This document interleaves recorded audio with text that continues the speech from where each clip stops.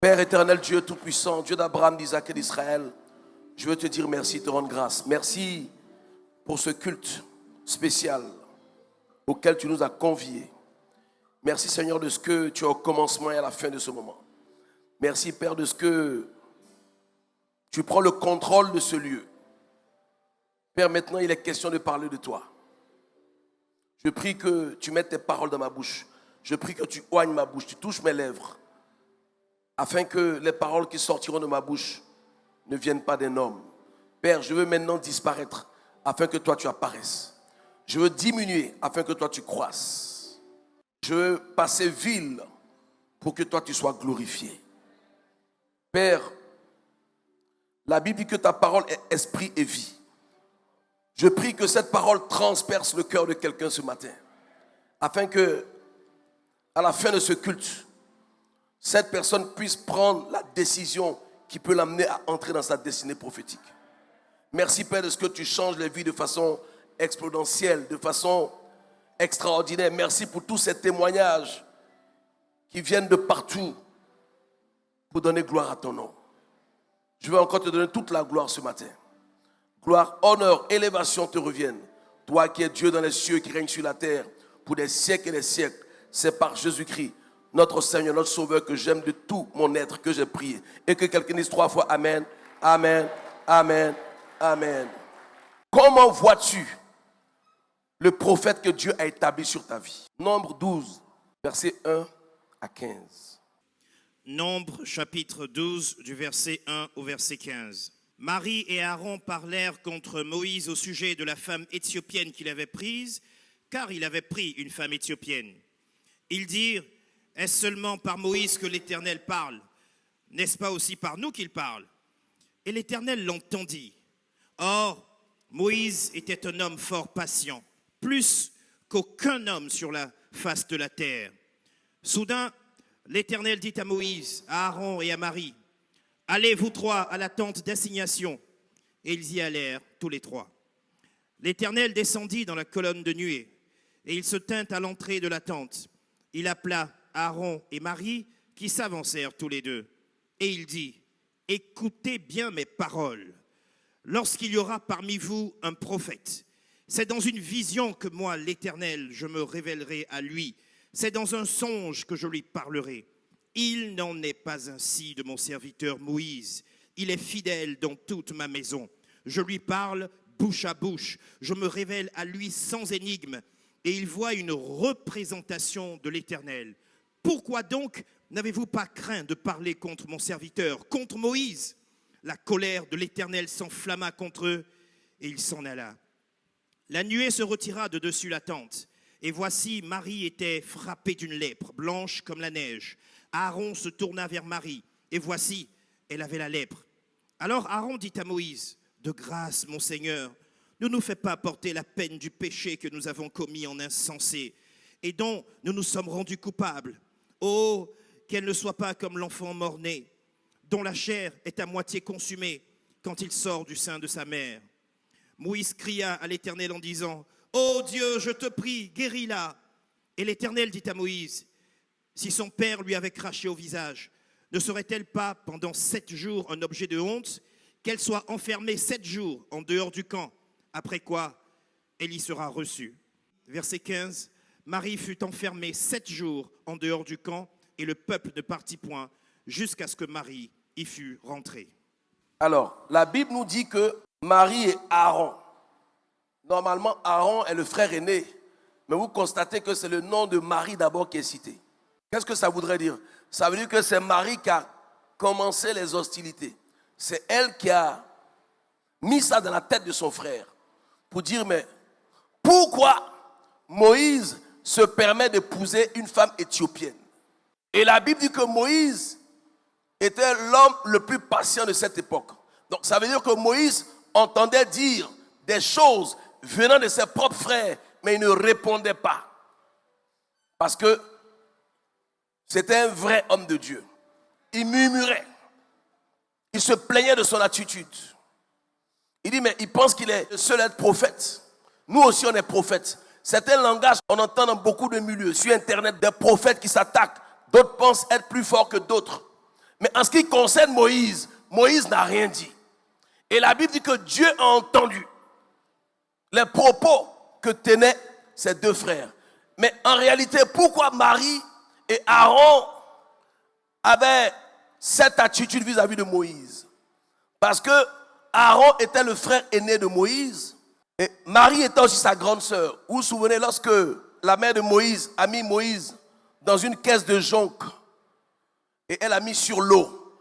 La jeune fille qui regardait qui allait prendre le bébé, c'était Marie. Donc, quand les autres parlent, ils n'ont pas l'impression de parler à quelqu'un que Dieu a établi. Ils n'ont pas eu l'impression de parler à quelqu'un en qui Dieu a mis son autorité. Pour eux, lorsqu'ils voyaient Moïse, ils voyaient leur petit frère qui est né devant eux. Donc, c'est ta façon de voir ton prophète qui t'amène à recevoir de lui. Dieu l'a dit. Il dit à Moïse, Aaron, Marie, trouvez-moi dans la tente d'assignation. Il dit, je vais vous parler. Et il descend par la colonne. Maintenant, il indexe Aaron et Marie. Il dit, certes, vous êtes prophètes, mais vous n'êtes pas prophète comme lui. Il dit, si moi, Dieu, je m'adresse à un prophète, c'est en vision ou en songe. Mais Moïse, votre petit frère, pour qui vous avez eu du mépris et de la méprise, parce qu'ils l'ont méprisé, parce qu'ils se sont mépris le concernant. Lui, je lui parle bouche à bouche. Vous savez, Dieu parle par énigme et notre Seigneur Jésus-Christ parle par parabole. Il dit avec lui, je lui parle sans énigme. Et il voit la représentation de l'Éternel. Ça veut dire quoi? Ça veut dire que le buisson ardent là, c'était la présence de Dieu. Il dit, Moïse, lui, il voit ma représentation, puisque Dieu est invisible. Mais le buisson ardent là, c'était Dieu. Amen. Et Dieu permet que Moïse voit ce que vous ne pouvez pas voir. C'est vrai, vous êtes prophète. Vous n'êtes pas prophète de Dieu, vous êtes prophète de Moïse. Vous êtes prophète, pas comme lui, mais de par lui. Vous devez savoir que tu peux voir un homme de Dieu que tu peux mépriser par rapport à son apparence physique, mais tu ne sais pas le dépôt, la grâce, la faveur que Dieu a déposée en lui. Et malheur à toi, si tu attaques un loin de Dieu sans connaître son alliance. C'est pour ça que les chrétiens souffrent. Et c'est un problème francophone. Dans la francophonie, les gens ont tendance à brimer les hommes de Dieu, à insulter les hommes de Dieu, aller sur Internet, dire ce qu'ils veulent. Le problème, c'est que Dieu est un Dieu qui répond à tous les défis, mais il ne réagit pas quand tu l'attends. Tu peux dire Dieu n'existe pas, et puis il ne te répond pas. Parce qu'il ne fonctionne pas par rapport à toi. Si un plus petit te défie et que tu relèves le défi, tu t'es mis à son niveau. Quand un petit te défie, tu ne réponds pas. Tu l'amènes sur ton terrain. Tu l'amènes dans ton moment. Et puis tu mets. Bah. Donc, lorsque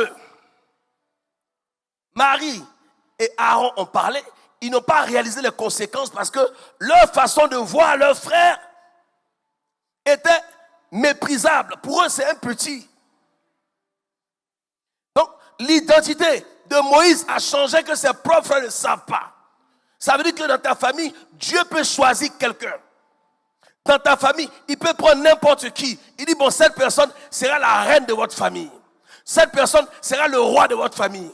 Mais celui que Dieu a choisi pour être roi ou reine, si toi tu le combats, tu tues ta destinée. Si les frères de Joseph avaient réussi à tuer Joseph, ils auraient tué Jacob, ils auraient tué Israël.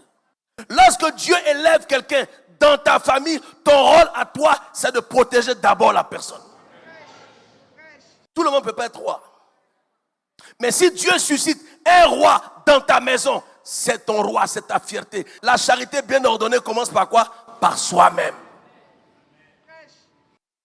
C'est pour ça que les sorciers ne sont pas bons dans une famille.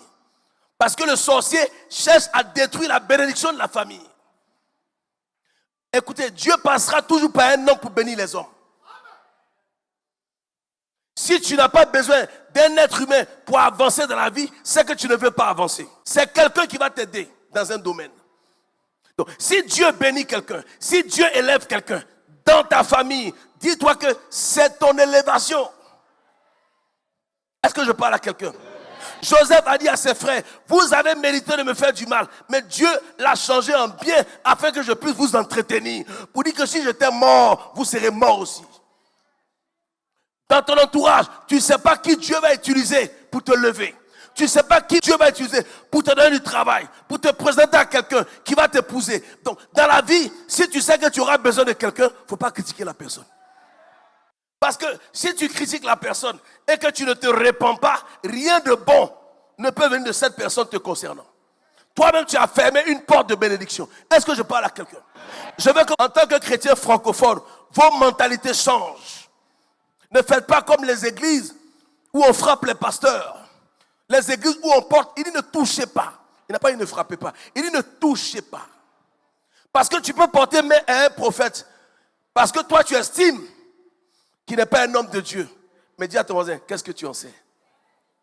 Lorsque Dieu l'appelait, est-ce que tu étais là? Vous savez, il y a des gens qui ont des baromètres.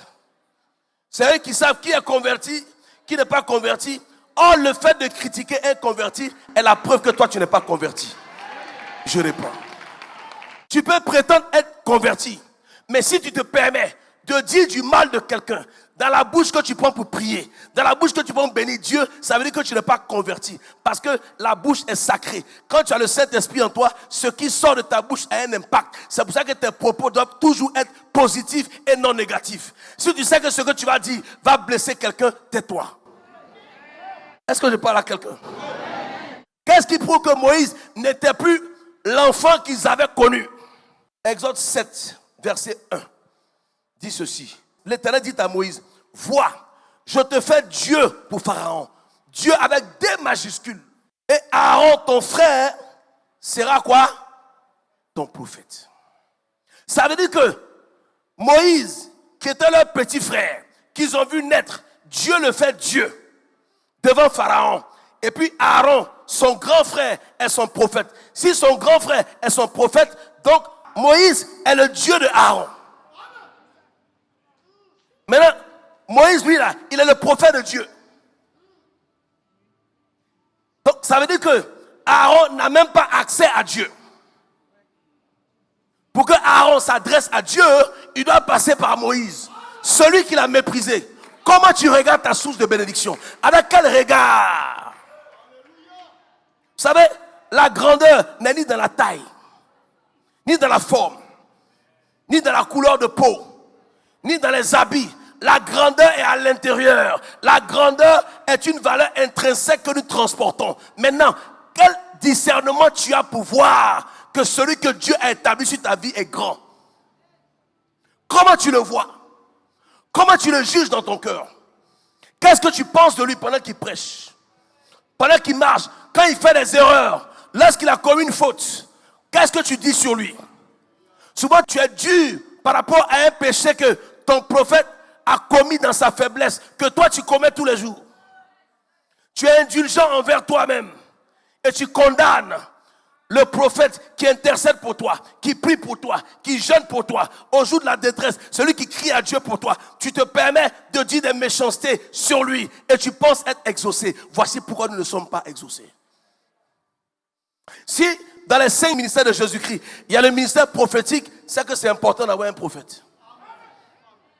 Le ministère prophétique est le seul ministère linéaire qui n'a pas bougé. Le ministère prophétique fonctionne dans le temps. Parce que tant que Dieu existe, il y aura un prophète. Parce que le prophète, il est le porte-parole de Dieu. Il est la bouche de Dieu. Donc, s'il n'y a pas de prophète, il n'y a pas de révélation. Dans la Bible, il y a eu des années où il n'y avait pas de prophète.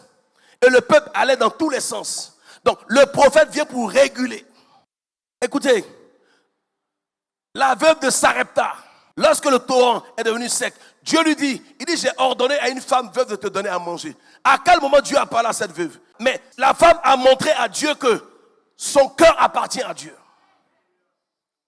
C'est la famine. Tout le monde est en train de mourir. Le prophète arrive. Mais comment savoir que c'est la femme?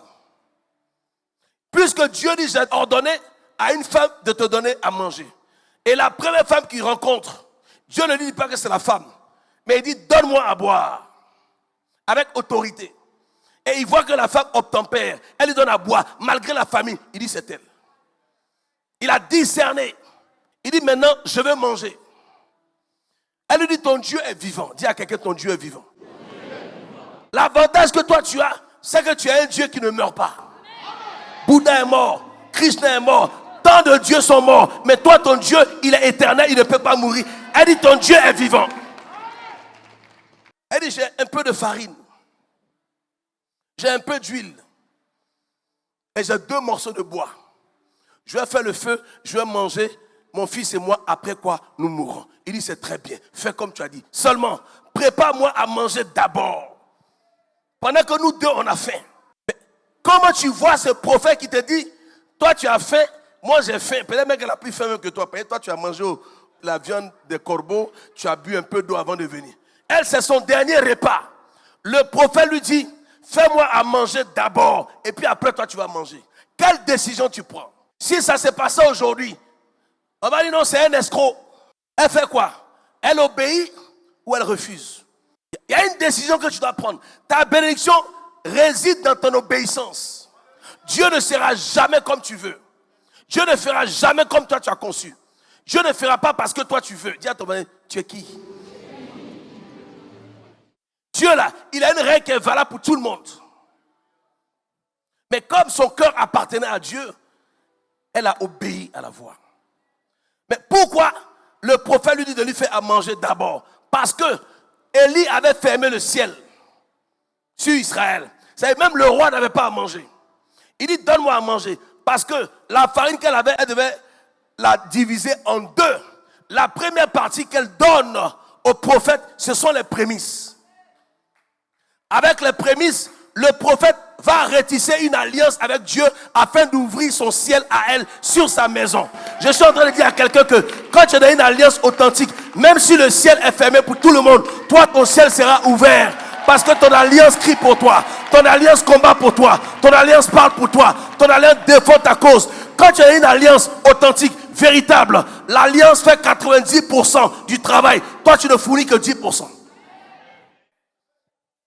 Il y a 2 catégories de personnes. Il y a des personnes qui se lèvent le matin pour aller se chercher. Et puis il y a des personnes que Dieu retrouve dans leur lit, dans leur sommeil, pendant la nuit pour les bénir. Est-ce que je parle à quelqu'un? Elle fait le gâteau. Et ainsi parle l'Éternel. Alléluia. Comment elle a vu? Parce que Élie là, il portait une peau de chameau. Son apparence était bizarre. Elle aurait pu le juger à l'apparence. Ce que nous les hommes, nous faisons tout le temps. Il dit, vous les hommes, vous regardez l'apparence, mais moi Dieu, je regarde au cœur. Comment tu peux voir quelqu'un et puis voir son cœur? Son cœur à l'intérieur de lui. Comment tu fais pour discerner? La seule chose qui peut t'amener à avoir un bon discernement, c'est de te taire et écouter. Il dit, soyez lents à parler et prompt à écouter. Celui qui parle ne peut pas écouter. Celui qui écoute, apprend. Elle fait le gâteau, elle lui donne. Il prophétise. Il dit, l'huile et la farine ne manqueront pas dans cette maison. Je m'appuie sur la prophétie d'Élie. Et je prophétise ce matin que l'huile et la farine ne manqueront pas dans cette maison. Dans ta maison, il y aura toujours à manger. Dans ta maison, tu feras toujours plus à manger parce que les gens viendront de partout pour manger chez toi. Malgré la crise, malgré ce qui se passe. Je dis la Côte d'Ivoire en crise, mais vous ne connaîtrez pas la crise. Et Dieu a pourvu à vos besoins. Je dis encore ce matin que si tu es dans une alliance authentique, le ciel est ouvert sur ta vie. Quel que soit ce que tu traverses, quel que soit ce que tu vis, il dit, je ne t'ai pas abandonné, je serai toujours avec toi. Nous adorons le Dieu qui n'abandonne pas. Est-ce que je parle à quelqu'un? Élie qui a fermé le ciel, c'est lui qui a ouvert le ciel sur la maison de cette dame. Mais la question que je me pose, pourquoi Dieu ne ferme pas le ciel?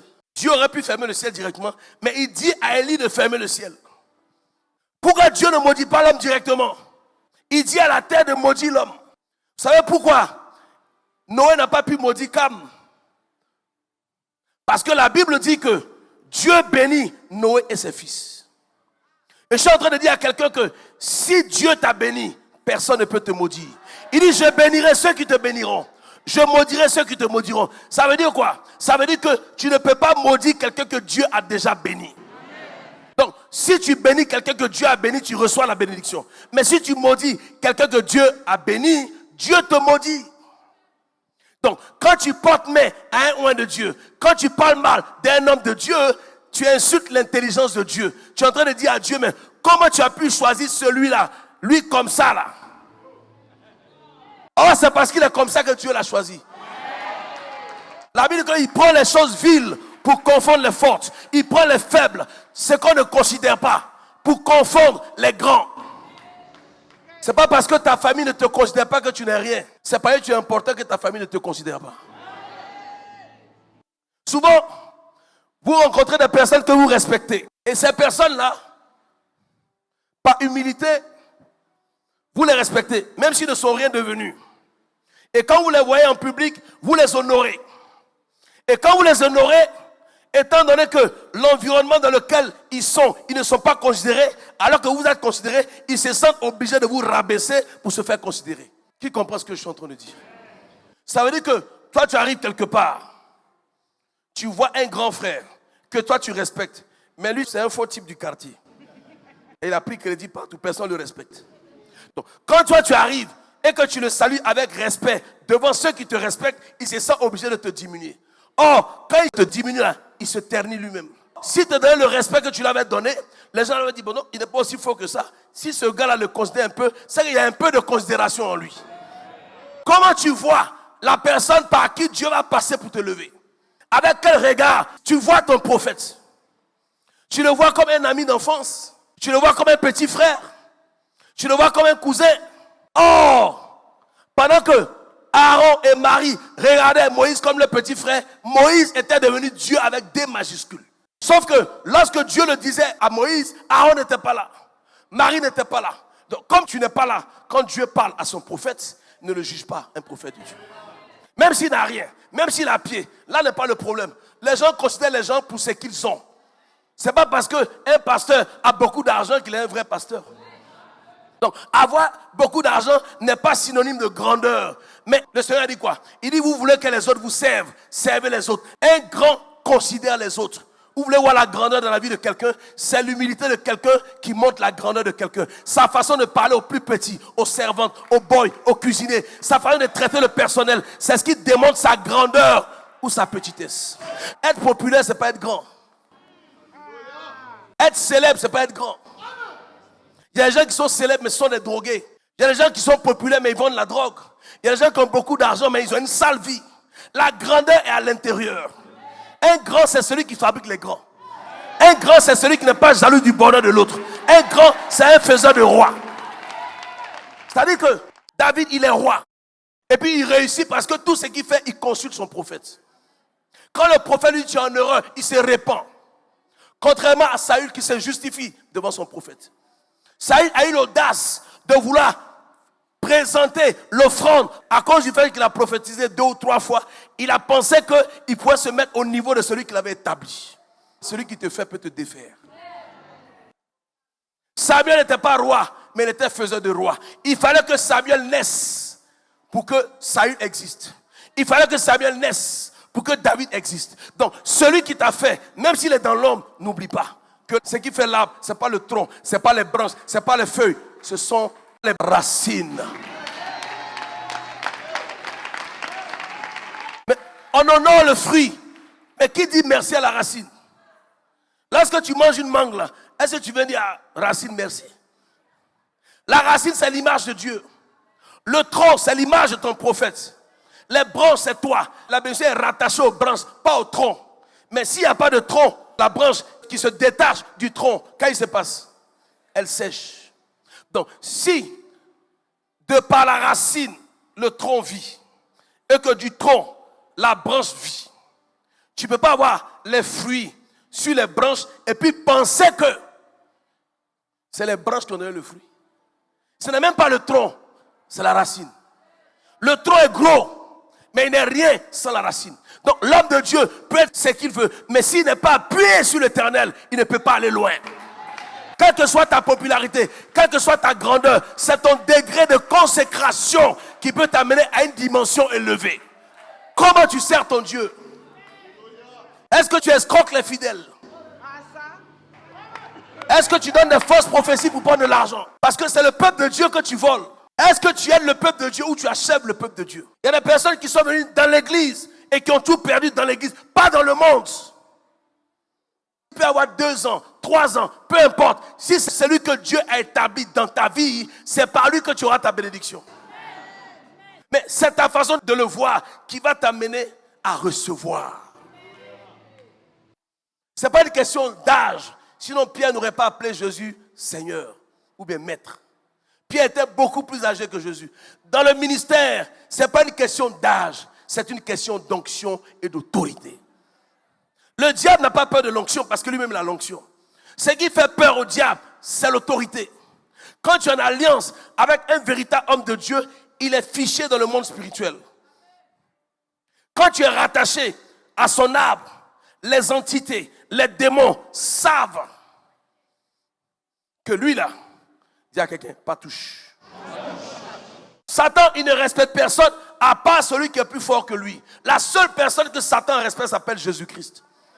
Parce qu'il a vaincu dès le départ. Il dit quand tu arrives dans la maison de l'homme fort, tu dois lier l'homme fort d'abord. Mais si tu n'es pas fort, comment tu peux lier l'homme fort? Si tu n'as pas une vie de prière, si tu ne combats pas spirituellement, si tu ne jeûnes pas, comment tu peux lier l'homme fort? Je vous montre encore un autre verset. Exode 4, verset 16. Il parlera pour toi au peuple. Il parle de Aaron. Il te servira de bouche et tu tiendras pour lui la place de Dieu. Moïse avait une langue délicate. Amen. Il était introverti, il ne parlait pas trop.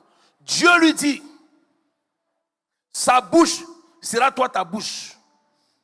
Il va parler à ta place au peuple. Et toi, Moïse, tu tiendras pour lui la place de Dieu avec des majuscules. Exode 14, verset 16. C'est pas ce qui est écrit. Mais pendant que Dieu lui disait ça, Aaron n'était pas là. Son regard n'a pas changé. Marie n'était pas là. Son regard n'a pas changé. Lorsque Dieu appelle un homme, c'est dans le secret. Lorsque Dieu te parle en songe, c'est parce qu'il ne veut pas que tu en parles. Si on n'était pas par prophétie. Si Dieu te parle en songe, ça veut dire que ça te concerne. Si Dieu te parle en vision, c'est que ça te concerne. Dieu, il appelle dans le secret. Donc, si Dieu appelle quelqu'un et que tu n'étais pas là, ne juge pas la personne parce que tu ne connais pas son alliance avec Dieu. Surtout un homme de Dieu que tu ne connais pas, ne parle pas de sa vie lorsque les autres parlent. Parce qu'ils amassent des charbons ardents sur leur tête. Et après, ils ne comprennent pas pourquoi tout est bloqué dans leur vie. Parce que ce que tu as dit là, tu as oublié. Mais Dieu n'a pas oublié. Pendant que Moïse ne disait rien, il créait des problèmes à ses frères. Si Moïse avait réprimandé ses frères, Dieu ne serait pas intervenu. Donc, quand tu insultes un homme de Dieu et qu'il ne dit rien, on peut penser qu'il est faible. Oh, c'est parce qu'il est fort qu'il ne répond pas. Il dit, lorsque je suis faible, c'est alors que je suis. Tu peux ne pas répondre à une provocation. Pour les hommes, tu es faible. Oh, c'est ta force. Et quand tu ne réponds pas, c'est Dieu. Mais Dieu va réagir au moment où elle aura oublié.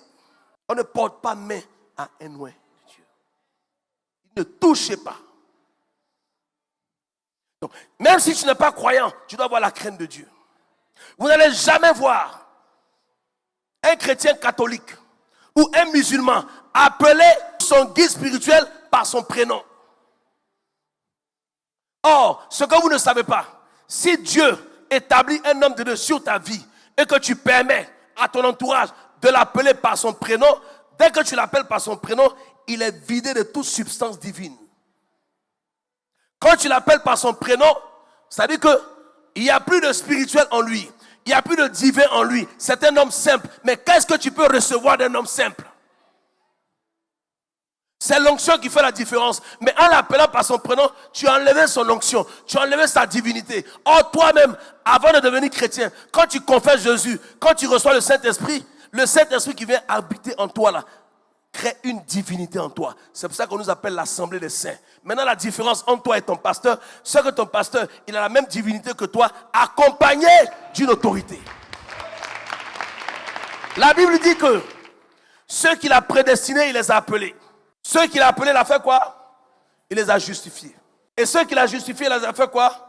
Il les a glorifiés. Lorsque tu es prédestiné à être un enfant de Dieu, tu nais avec une destinée divine.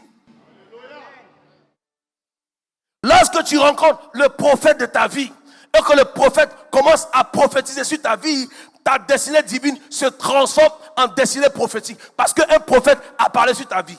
Et le prophète t'accompagne jusqu'à l'accomplissement de cette destinée. Mais si tu ne rencontres pas le bon prophète, ta destinée peut rester divine. Tu peux ne pas réaliser ton rêve parce que tu n'es pas au bon moment, au bon endroit. Parce que tu n'es pas dans les bonnes dispositions. Il y a beaucoup de gens comme ça que Dieu a bénis, mais qui sont morts sans bénédiction. Parce qu'ils n'ont pas rencontré la personne. Peut-être même qu'ils ont fermé la route à la personne qui aurait pu être leur canal de bénédiction. Comment tu regardes un loin de Dieu? C'est-à-dire que pour considérer même un homme de Dieu, comment tu considères le mendiant qui t'approche? Lorsque quelqu'un vient, il sent mauvais, il pue, il s'approche de toi, quel est le regard que tu as pour lui? Est-ce que tu te dis, mais il sent trop, il pue? Ou bien tu te dis, mais Seigneur, je te rends grâce parce que j'aurais pu être à sa place. Vous savez, les hommes riches ne sont pas les hommes les plus importants. Il dit, moi Dieu, je donne la prospérité. C'est une grâce d'être riche. Donc, si toi tu es plus riche que ton frère, ne pense pas que c'est parce que tu es plus intelligent. Le sort de la grâce est tombé sur toi. Maintenant, quand tu ne mérites pas quelque chose et que tu reçois, comment tu te comportes envers ceux qui ne l'ont pas reçu? Le tout n'est pas d'être béni. Le plus important, c'est d'être une source de bénédiction pour les autres. Le fait que tu sois béni, ça t'édifie toi seul. Mais le fait que tu sois une source de bénédiction pour les autres, tu amènes les autres à dire Dieu merci par ton canal et tu deviens le partenaire de Dieu. Mais comment le prophète de ta destinée peut prophétiser sur toi si tu le méprises par ton regard? Si tu l'appelles par son prénom, parce que tu es plus âgé que lui, c'est ce que Aaron et Moïse ont pensé. Ils étaient plus âgés en âge, mais spirituellement, Moïse avait l'âge de Dieu. Ils ne savaient pas qu'en s'attaquant à Moïse, c'est à son Dieu qu'ils sont attaqués. Il dit, mais comment n'avez-vous pas craint? Vous savez que je suis avec lui. Vous n'avez pas eu peur de parler de lui. Mais dans la francophonie, il y a des gens qui passent sur Internet pour insulter des hommes de tout le temps. Et il y en a même qui encouragent ça. Il y a même des pasteurs qui encouragent ça. Je ne veux pas que vous soyez comme ça. Vous voyez, à la Mecque Vie, je n'ai jamais prononcé de malédiction sur une personne. Il y a des personnes qui m'ont fait du tort, qui m'ont fait du mal. Des personnes pour qui j'ai tout fait. Mais je n'ai jamais prononcé une malédiction. Pourquoi? Parce que j'estime que Dieu m'a conçu pour bénir, pas pour maudire. Il dit, tu dois choisir ton canal. Il dit, de ce canal-là, ne peut pas sortir l'eau douce et puis l'eau salée. Tu as une source de bénédiction pour les autres ou tu as une source de malédiction. Quand les gens prononcent ton nom, qu'est-ce qu'ils pensent de toi? On dit quoi? Il est gonflé ou il est humble? On dit quoi? Il salue les gens ou il ne salue pas les gens? Parce que souvent, tu viens à l'église, le fait de ne pas saluer les autres te donne l'impression d'avoir réussi. Oh, tu as échoué. Parce que je n'ai jamais vu un mort porter son cercueil. Parce qu'un jour, tu seras couché, tu ne pourras pas parler. Et puis, tords ton bras. Si tu étais gentil, il peut bien soigner, il peut bien t'habiller. Mais si tu venais et puis tu ne le saluais pas là, il va dire, vieux, soyez maudit là. Et puis tu ne peux pas répondre.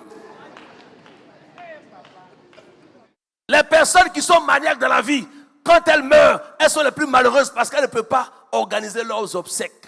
Souvent même, c'est ceux que tu ne veux pas voir qu'on met le nom sur faire pas. C'est-à-dire que tu veux te réveiller même pour effacer ça. Mais tu ne peux rien faire. Est-ce que je parle à quelqu'un?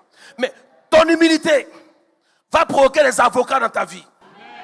Ta bonté fera que même quand les sorciers de ta famille vont s'asseoir, c'est-à-dire qu'ils vont comploter contre toi, parmi eux, il y a des personnes qui vont se lever pour toi.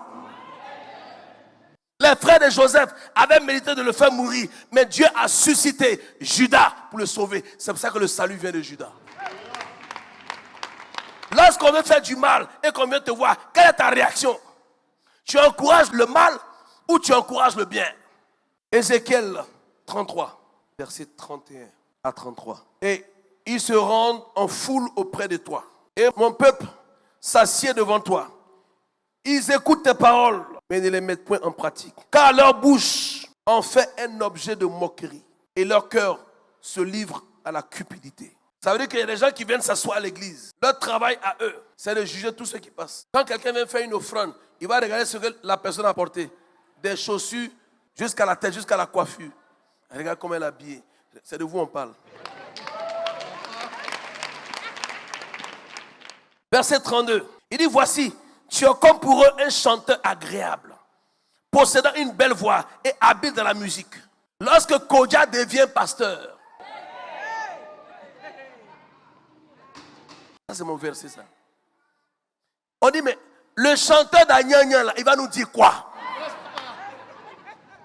On dit, mais il n'est même pas converti. Or, lorsque Dieu appelle quelqu'un, c'est dans le secret.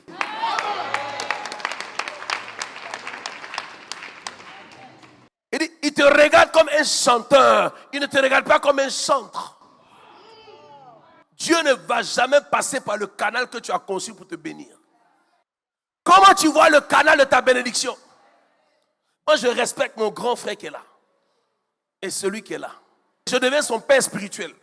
La première fois où je l'invite à l'église, on se rencontre chez François Cognan. Et je lui donne une révélation qui était dans son cœur. Un vœu qu'il a fait il y a plus de 20 ans. Parce que lui me voit comme son petit. Maintenant, je lui dis, Dieu me dit, voici le vœu que tu as fait. Il dit, mais comment tu sais ça toi? Et il commence à m'engueuler parce que, devant son ami, j'ai dit non. Le Dieu à qui tu as parlé là, c'est lui qui m'a dit ça.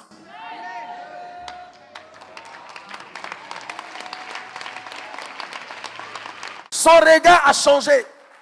Il ne voit plus son petit, il voit son père spirituel.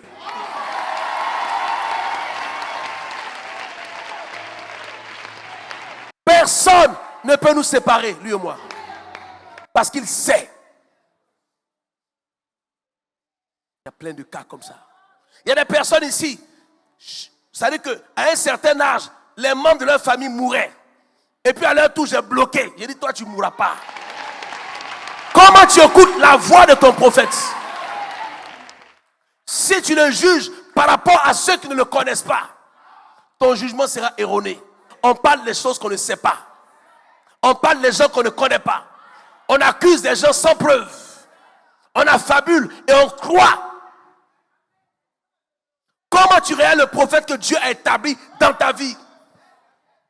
Combien de personnes sont arrivées ici décomposées? Combien de personnes sont venues au chômage, qui ont des entreprises ici? Combien de personnes sont venues à pied, qui brassent des centaines de millions aujourd'hui? Moi, je ne te demande rien. Ce que je te demande là, si on parle mal de moi, défends-moi.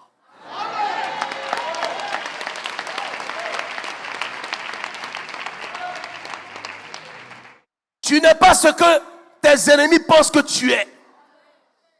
Tu n'es pas ce que tes ennemis disent que tu es. Notre Dieu là, il n'est pas influençable.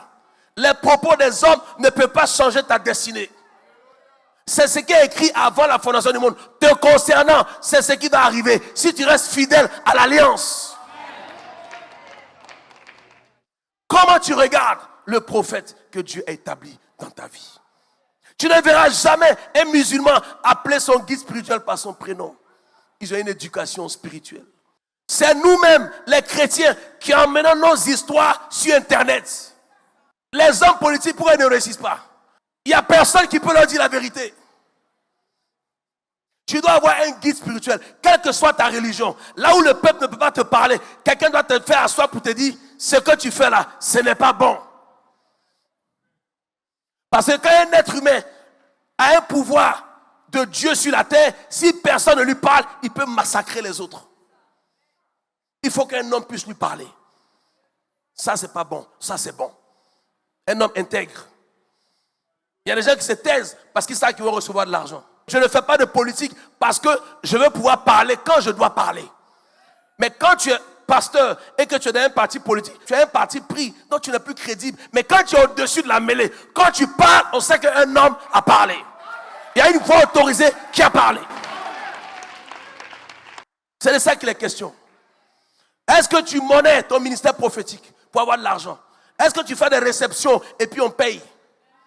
Quand tu pries pour les gens, est-ce que tu exiges de l'argent? La Bible dit que vous avez reçu gratuitement, donnez gratuitement. Quand la personne est bénie, elle peut te faire une offrande selon ce que Dieu met dans son cœur. Le ministère n'est pas commercial.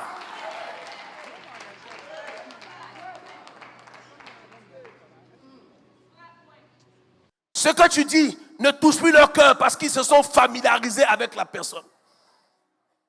Quand tu es dans une église et que tu te familiarises avec ton pasteur, tu ne reçois pas de bénédiction. Pourquoi? Parce que la familiarité change le regard. Mon épouse, il n'y a pas de familiarité entre elle et moi. Parce qu'elle dit, je préfère te regarder comme mon père que comme mon mari. Parce que les maris, là, ils font palabre des fois. On ne s'est jamais disputé. Jamais. Un homme était chef. Dis amen bien. Si tu te laisses dominer par ta femme, tu sors du plan de Dieu. C'est ce qu'Adam a fait. La femme est un bon conseiller. Quelqu'un peut donner de bons conseils, mais il ne peut pas prendre ta place. Tu peux être président, avoir un bon conseiller, mais si lui est président, là, il va échouer. Il y a des personnes qui sont de bons premiers ministres, mais s'ils sont présidents, ils vont échouer. Parce que c'est de bons exécutants. Est-ce que je parle à quelqu'un? Verset 32, il dit, voici, tu es pour eux comme un chanteur agréable, possédant une belle voix, habile dans la musique. Ils écoutent tes paroles, mais ne les mettent point en pratique parce que pour eux, tu es un amuseur public. Pour eux, ils viennent à l'église pour faire le show. Il dit, il y en a qui sont cupides. Il y a des gens qui font le commerce dans l'église. Il y a des gens qui font la monnaie en plein culte. Il y a des gens qui sont sur Internet en plein culte. Et ils espèrent être exaucés. Dis à quelqu'un, par qui? Le Dieu que tu méprises. Si tu ne sais pas où tu es, tu ne vas pas recevoir ce que tu dois recevoir d'où tu es. Tu es perdu, tu ne sais pas où tu es. Ne suis jamais un homme qui se cherche. Parce que lui, il est perdu, quelqu'un se cherche. Toi, tu es là et puis tu tournes comme ça, tu te cherches. Toi, tu vas suivre quelqu'un comme ça. Il faut suivre quelqu'un qui sait où il va. Est-ce que je parle à quelqu'un? Ton amen me dérange.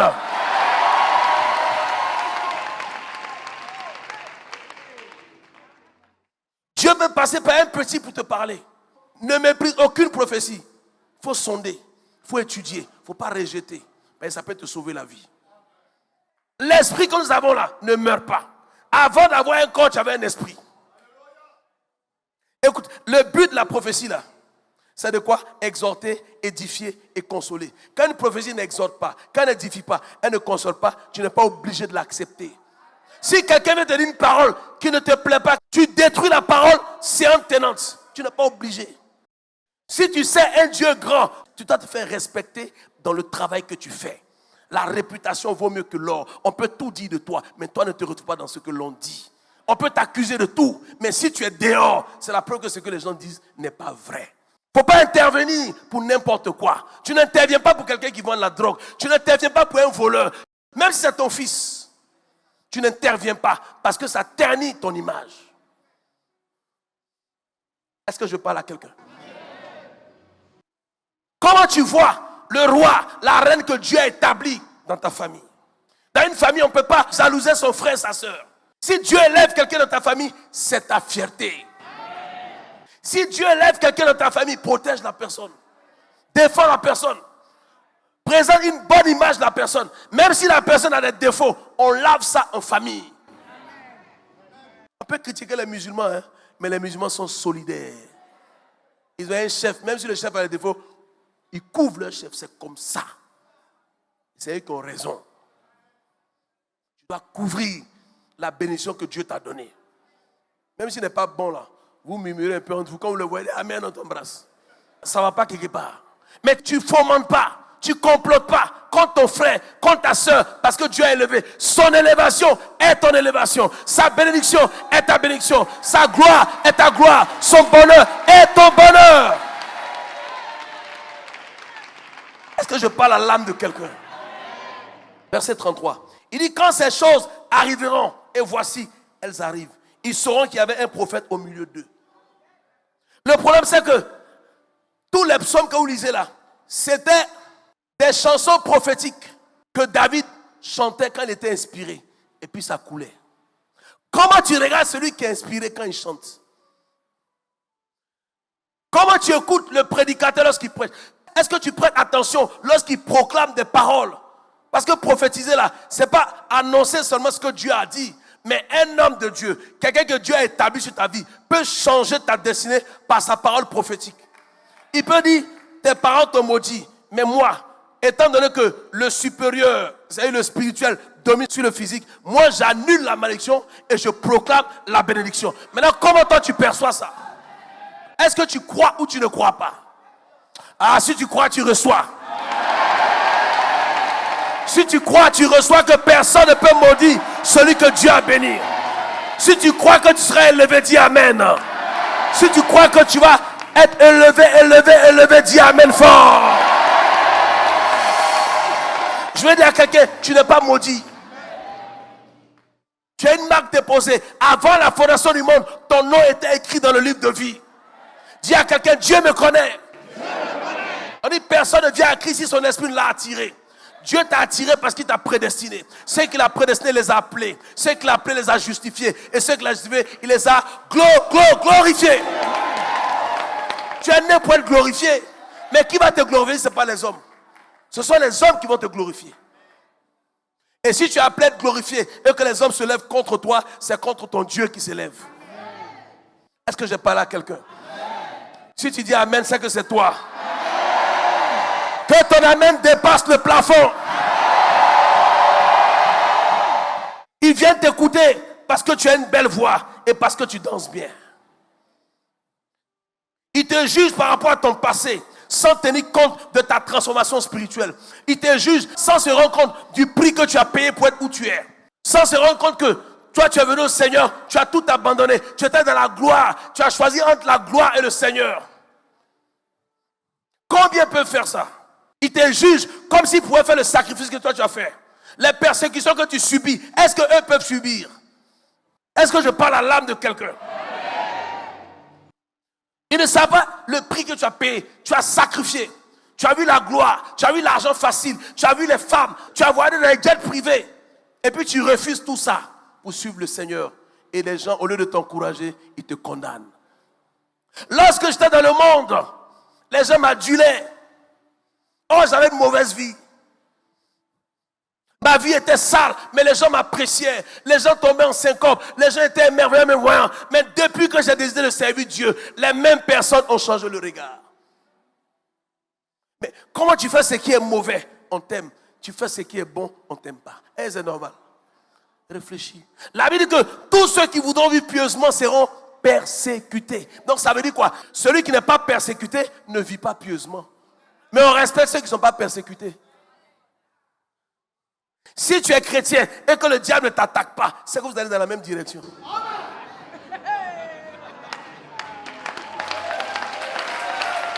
Parce qu'un adversaire, c'est face à face. Ce n'est pas côte à côte. Il y a le duel et il y a le duo. Je ne savais pas que la Bible parlait de moi. Ce verset-là m'a prouvé que Dieu me connaît. Parce qu'ils te jugent parce qu'ils n'arrivent pas à faire la transition dans leur tête. Il s'est dit, mais à quel moment il a été converti? Où il a appris ça? Je suis converti depuis 1985. Dieu m'a préparé avant même que je rentre dans le showbiz. Quand les autres étaient en boîte, moi j'étais dans mon hôtel en train de bosser mes messages. Je ne savais même pas pourquoi je faisais ça. Et il y a des gens qui peuvent témoigner. Il y a des gens qui ne sont pas étonnés de ce que je suis venu parce que quand j'ai été converti au Seigneur, j'ai amené tout mon quartier au Seigneur. En moins de 6 mois. Ça veut dire qu'on a remplacé la bagarre par les Bibles maintenant. Si tu ne me connais pas, ne parle pas de moi.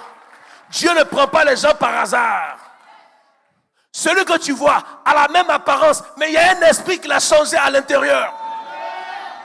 Il y a quelque chose que Dieu a déposé en lui qui fait que quand il parle, ce n'est plus lui qui parle. Il dit, si je vis, ce n'est plus moi qui vis, c'est Christ qui vit en moi. Mais si je bénis, ce n'est plus moi qui bénis, c'est Christ qui bénit en moi. Si je te lève, ce n'est pas moi qui te lève, c'est Christ qui te lève. Si je prends des paroles de bénédiction dans ta vie, ce n'est pas moi qui le fais, c'est Christ qui le fait.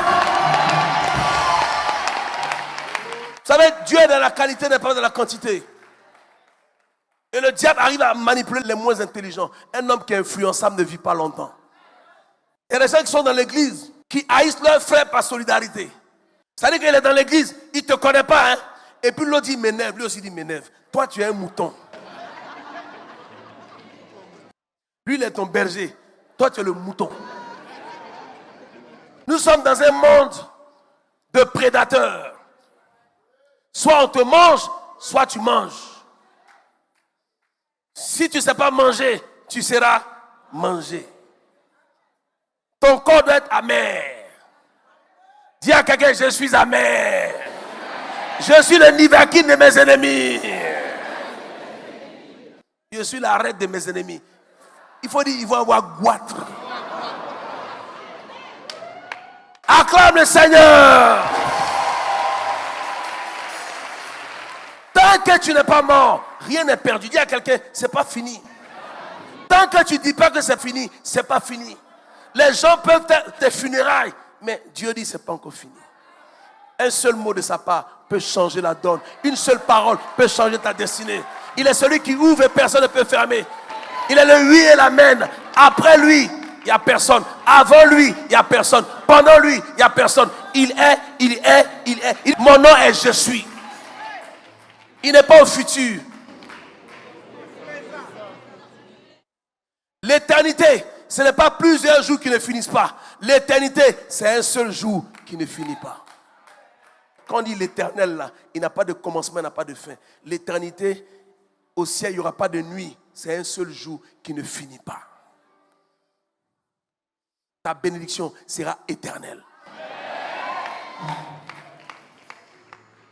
David était un petit musicien devant Saül. Même lorsqu'il a dit qu'il allait combattre Goliath, quand on l'a amené, il a reconnu, mais c'est mon petit musicien. Il dit, mais petit, tu ne peux pas le combattre. Goliath, c'est un soldat depuis sa naissance. Il dit, vieux, tu ne me connais pas. Je tue lion et mange ours. Les gens parlent de toi parce qu'ils ne te connaissent pas. Ce que tu es est à l'intérieur de toi, ce n'est pas à l'extérieur. Ta destinée n'est pas dans la bouche de tes ennemis. Qu'est-ce que tu peux attendre de tes ennemis si ce n'est pas la négativité?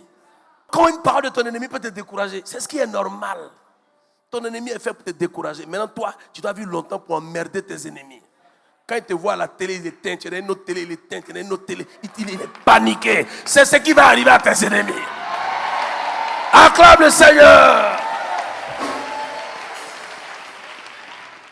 Dis à ton ennemi, je serai dans ta télé. Je n'ai pas acheté la télé, mais je suis couché dans ta télé. 2 Chroniques 20-20. On dit le lendemain, il se mit en marche de grand matin pour le désert de Tekoa. À leur départ, Josaphat se présenta et dit, il dit, écoutez-moi, Juda, et habitants de Jérusalem. Il dit, confiez-vous en l'Éternel, votre Dieu, et vous serez affermis. Il dit, confiez-vous en l'Éternel, votre Dieu, et vous serez affermis. Il va t'affermir par le jeûne, par la prière, par la méditation. Il dit, confiez-vous en ses prophètes, et vous ferez quoi? Vous réussirez. La réussite sur la terre, Dieu confie ça à un homme. Ce qui est esprit, ce qui est chair est chair. Tu ne peux pas réussir sans te confier à un prophète. Dans confier, il y a confiance. Tu dois faire confiance à ton prophète. C'est pour ça que tu ne choisis pas n'importe quel prophète. Ton prophète doit avoir l'expertise, l'expérience pour t'amener dans ta destinée, pour te conduire. Ton prophète doit avoir une expertise en stratégie financière, en économie, en finance, en marketing, en commerce. Le pasteur doit apprendre ça pour t'aider à réussir. On ne parle plus en langue pour réussir. On parle en langue, c'est pour nous fortifier. Quand tu finis de parler en langue, tu gênes là. Dis à quelqu'un, va au travail. On travaille pour réussir. On ne prie pas pour réussir.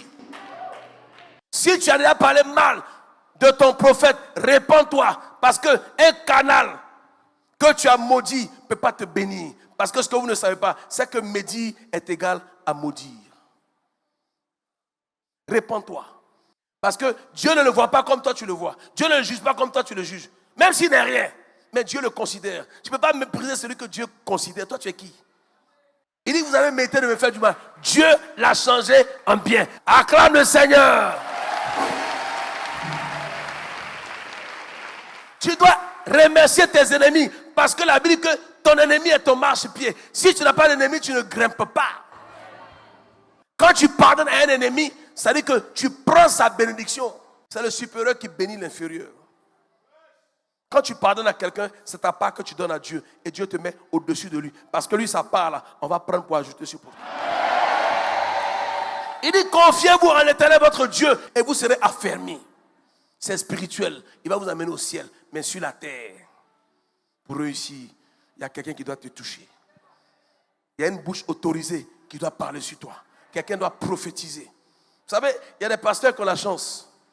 Eux, leur grâce, Dieu les amène, les directeurs, les ministres dans l'église déjà. Ils sont sauvés. Et puis il y en a eux, Dieu leur donne la bouche autorisée. Il te prend de zéro. Et puis il fait de toi un héros. Il déclare des paroles sur toi. Et puis les paroles germent. Et puis ça t'amène à bon port. Et puis on te regarde. Et puis on voit, on dit il est devenu. Il était, il est devenu. Tu n'es pas ce que tes ennemis disent que tu es. Chaque fois que tu vas te familiariser à ton prophète, tu vas éloigner ta bénédiction. Regardez comment les anglophones prennent les hommes de Dieu. Regardez. Ils prient le même Jésus que nous. Vous allez voir, les hommes les plus riches dans le monde sont les anglophones. Les Socrates, tous les philosophes que vous connaissez là, ils sont allés apprendre en Égypte. La première civilisation au monde était noire. Donc, ta réussite ne dépend pas de ton teint, ni de ta couleur. Tu peux être l'écoderme, tu peux être mélanoderme. Ce n'est pas ça le problème. Est-ce que tu es intelligent? Dis à quelqu'un, je suis intelligent. À un moment donné, si tu n'as pas le niveau, tu ne pourras pas prêcher en Côte d'Ivoire. Mais le niveau est en train d'être. Il n'y a plus alléluia, amen, tu seras béni. C'est fini. On va te dire, prêche. Si Dieu est pour toi, qui sera contre toi? Que Dieu vous bénisse.